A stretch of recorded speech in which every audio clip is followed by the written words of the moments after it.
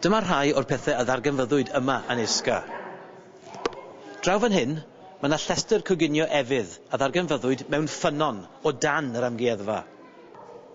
Mae adeilad modern yr amgueddfa wedi adeiladu dros tŷ swyddog yma yn Isca.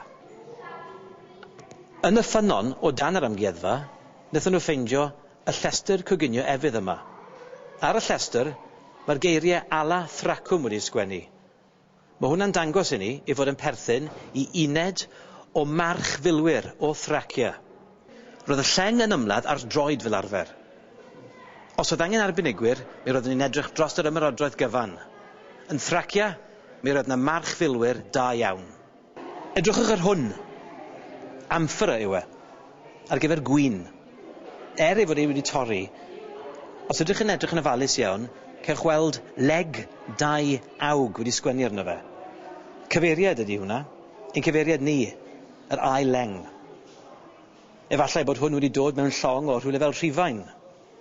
Roedd angen gwybod i ble roedd e'n mynd, ac mi roedd y sgrifen yma yn gweud wrthyn nhw, i Gaerleon, i Gisga, ac efallai i'r dafarn sydd ddangos i chi gynne. Sgwni os nes i yfed y gwyn yna. Chi'n gweld hwn? Mae hwn yn ddiddorol iawn.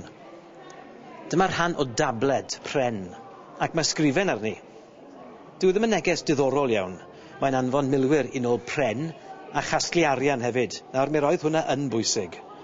Sgwennwyd hi, mae'n siŵr, yn un o stafelloedd y Centurions nes i ddangos i chi gynne.